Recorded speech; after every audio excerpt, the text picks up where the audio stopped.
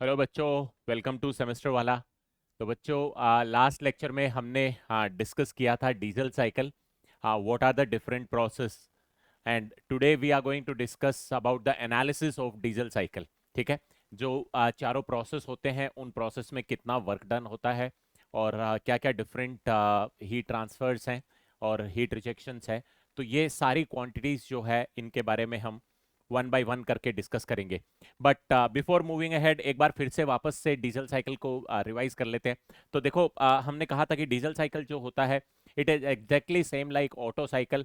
बस एक डिफरेंस होता है कि जो हीट एडिशन होता है, this heat addition process is at constant pressure.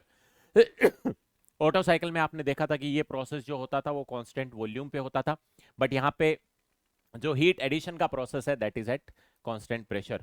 Process 1 to 2 है वो आइसेंट्रोपिक प्रोसेस है। आइसेंट्रोपिक कंप्रेशन होता है जिसमें वॉल्यूम V1 से V2 तक आपका कंप्रेशन होता है।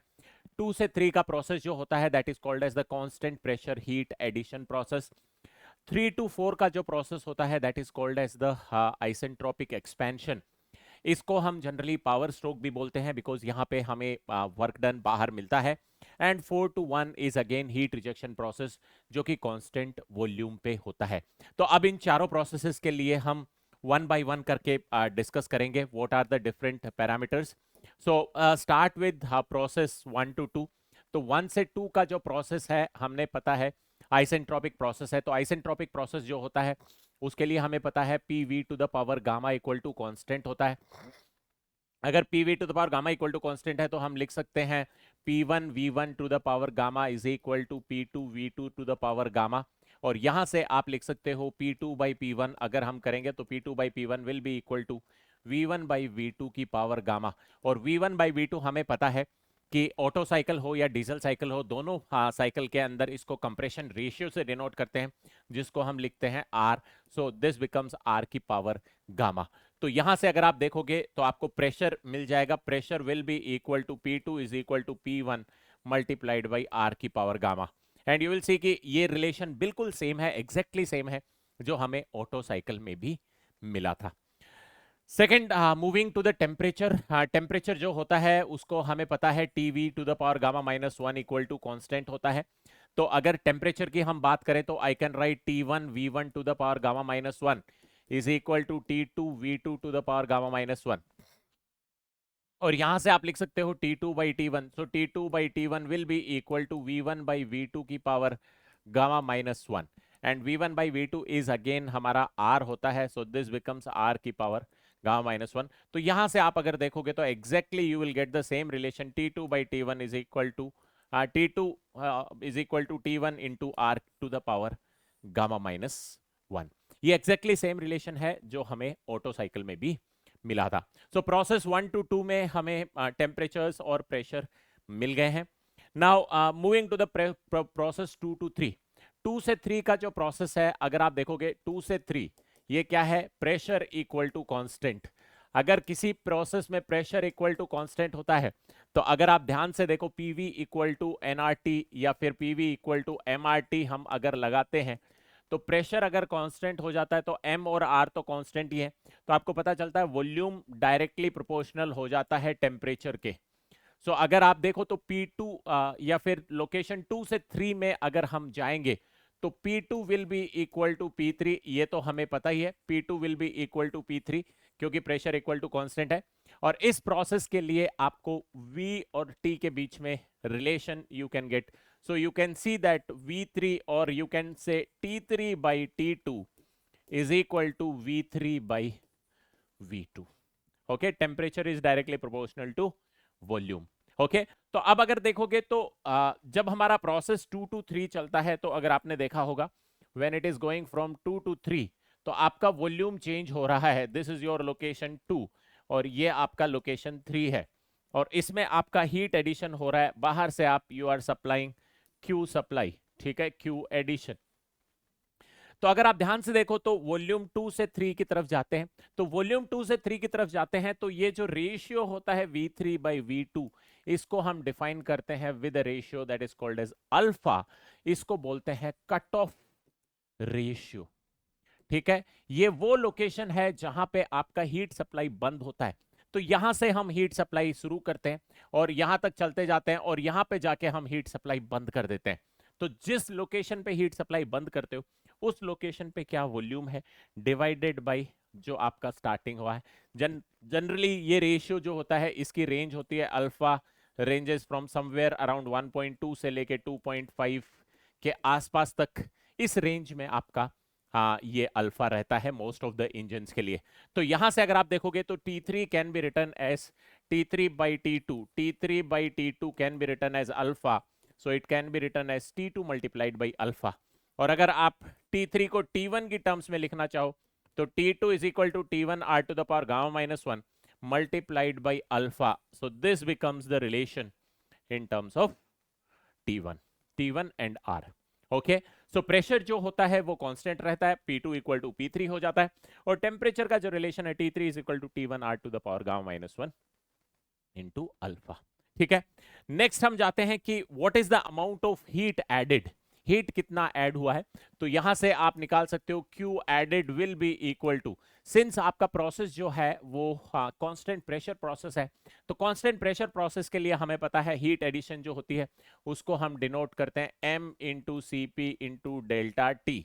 ठीक है, so Q added can be written as M into C P into T3 minus T2 और T3 माइनस T2 की अब आप वैल्यूज भी पुट कर सकते हो। So this becomes M into C P into T3 जो है उसको आप T1 की टर्म्स में भी लिख सकते हो, T1 R to the power gamma minus 1 into alpha minus T2 can be written as T1 R to the power gamma minus 1।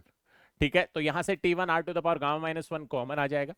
This becomes M CP T1 R की power gamma minus 1 and bracket में बच जाएगा alpha minus 1।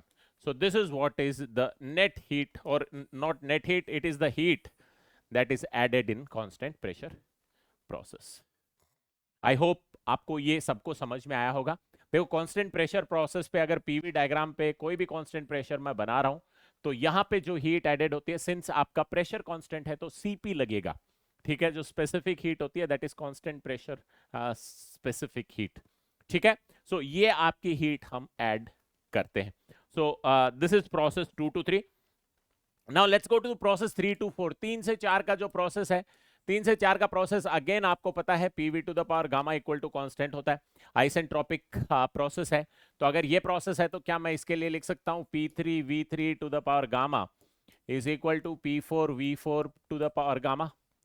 और अगर ये आप लिखोगे तो यहां से आप लिख सकते हो P3 by P4 is equal to V4 by V3 की power gamma.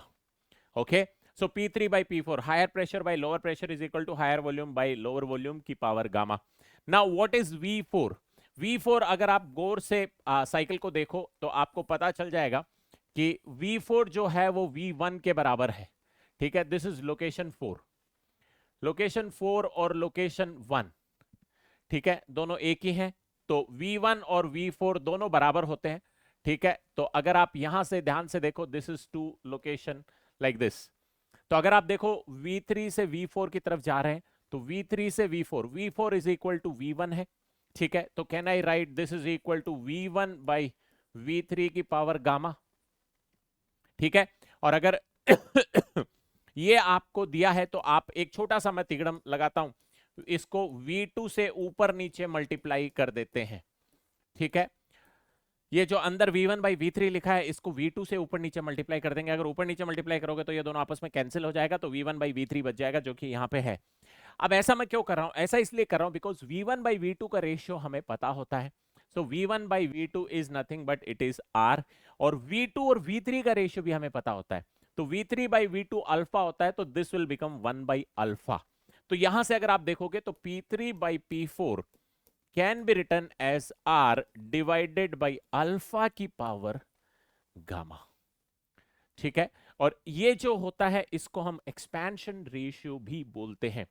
V4 by V3 is also called as expansion ratio, which is nothing but R divided by alpha. Compression ratio divided by cut off ratio भी बोला जाता है इसको। ठीक है, तो ये आपका एक्सपेंशन रेशियो है।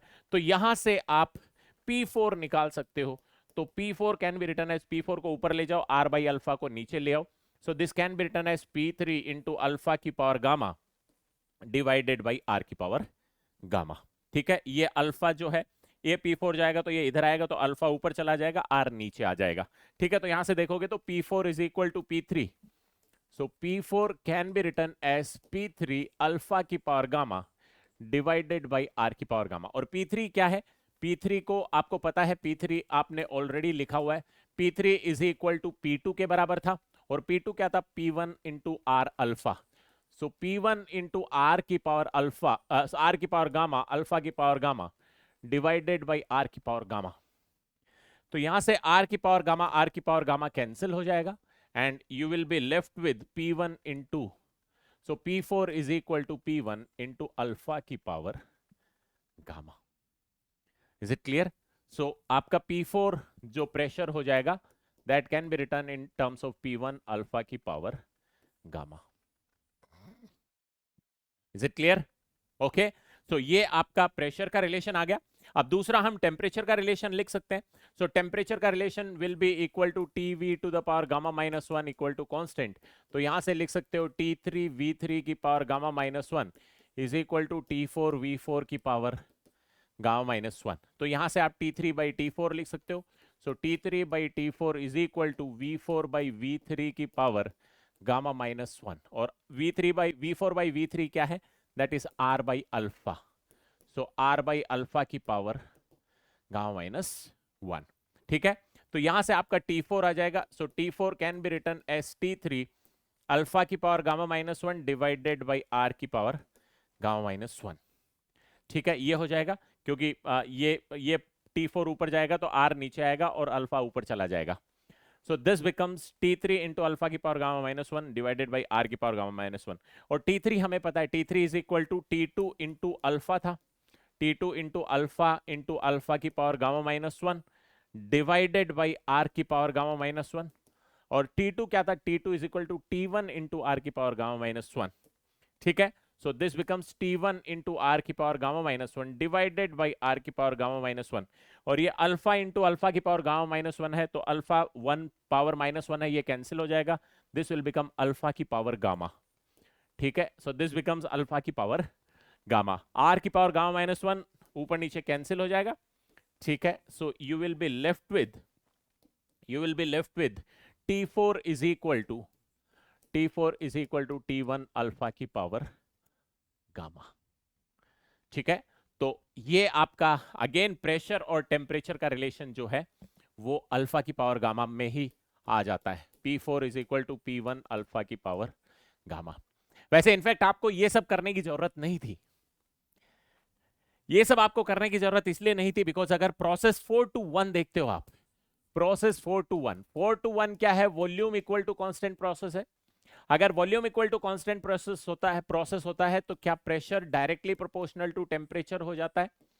और pressure directly proportional to temperature, इसका मतलब P3 या P4 by P1 is equal to T4 by T1 हो जाएगा। ठीक है, and what is P4 by P1? अगर आप ध्यान से देखो तो P4 बाई P1 हमने ऑलरेडी यहां निकाल लिया था। ठीक है, P4 बाई P1 हमने ऑलरेडी यहां पे निकाल लिया था अल्फा की पावर गामा। तो अगर P4 बाई P1 हमने ऑलरेडी अल्फा की पावर गामा निकाल लिया था, तो क्या हम कह सकते हैं T4 by T1 should also be equal to alpha की पावर गामा? यही हमने यहां पे निकाला है। ठीक है, T4 is equal to T1 alpha की पावर गामा। तो बेसिकली 3 to 4 का जो रिलेशन था वो टेम्परेचर का आपको करने की जरूरत नहीं थी। आप अगर प्रेशर का रिलेशन दिख गया तो आप डायरेक्टली उससे निकाल सकते थे। तो यहां से हम निकाल सकते हैं कि P4 by P1 and T4 by T1 both will follow the ratio alpha की power gamma.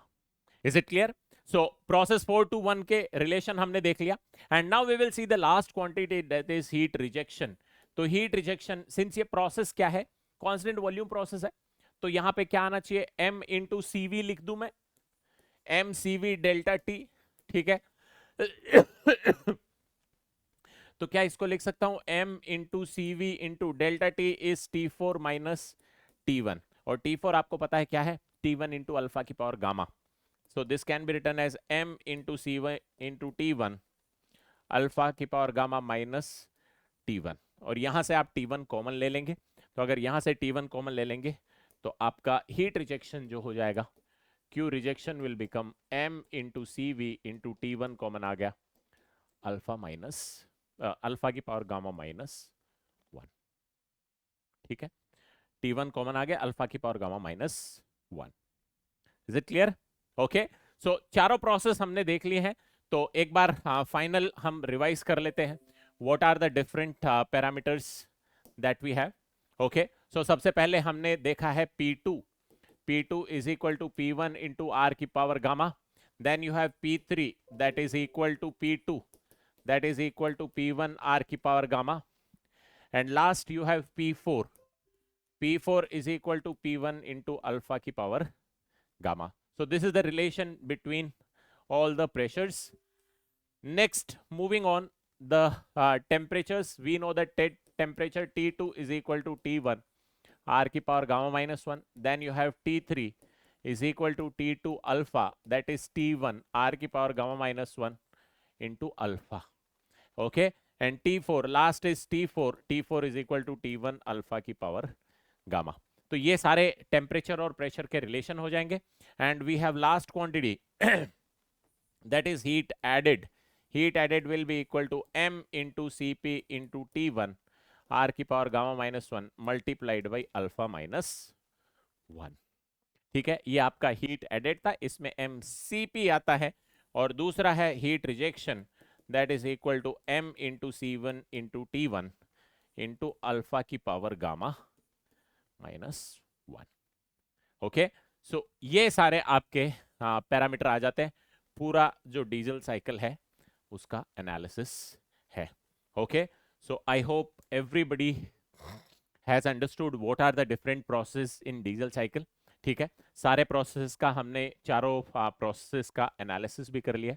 I am sure आप सब लोगों को समझ में आ गया होगा. Okay, thank you.